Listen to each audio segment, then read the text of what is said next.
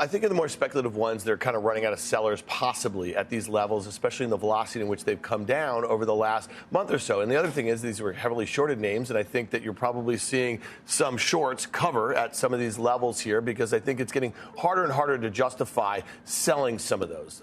As far as the mega caps, Mike Santoli just said something on the OT. I was just listening here about the overtime about Apple is really not being the sort of driver for the broad market the way it is. Well, the bellwether. The bellwether. It is 7% of the S&P 500. It is 13% of the NASDAQ 100. And I think what's really interesting about this stock being so weak on a day like today here is that, I think investors are starting to extrapolate some of the stuff that we heard out of some of these major retailers and saying, okay, well, here's a company that has lots of dollar exposure, has lots of exposure to manufacturing in China, has lots of exposure to supply chains as it relates to China, has lots of exposure to demand in Europe. I mean, the list goes on and on and on, right? And so to me, it was kind of the last battle fought, and it's trying to come apart right now here. So to me, I do think you want to keep an eye on Apple, but at some point at Apple at 130 and those names firming up, maybe it does set up for a nice bounce. The bounces in the S&P, though, over the last month have been anemic. They've been really, really bad, and it feels like we're going to make new lows very soon. Sitting at the cross-section of technology and consumer discretionary, that's not necessarily a good thing for Apple in this kind of market, Karen. So,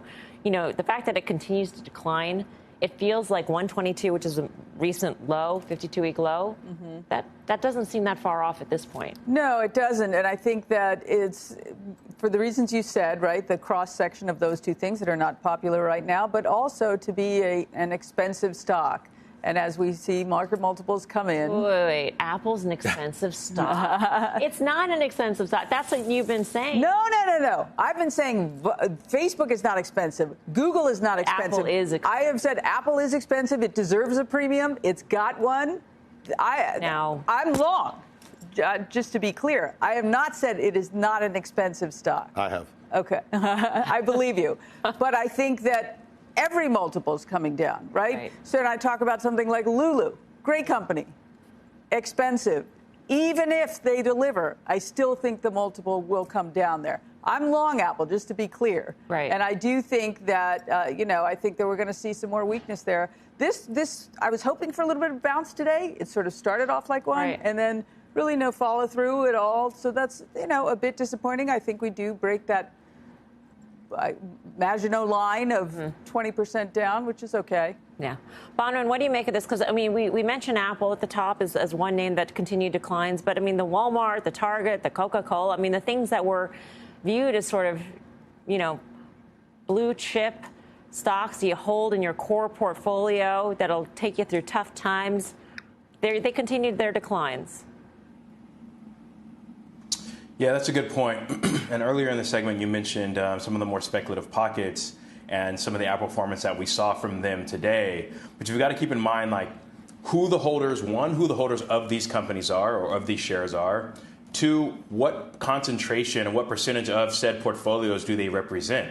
You're going to have a lot more of your portfolio allocated to a Walmart, a Target, a Home Depot, a Lowe's, an Apple, et cetera, than you are ever going to have allocated to a Zoom. Even if you are the most aggressive type of investor, just your beta adjustment is going to necessitate that you're allocated to those names versus the others. So I don't, much like Dan said, I really don't think that is really representative of where we are in terms of a market potentially finding a bottom. In fact, it tends to make me more concerned that we're finally getting to the bellwethers and we're starting to see cracks there.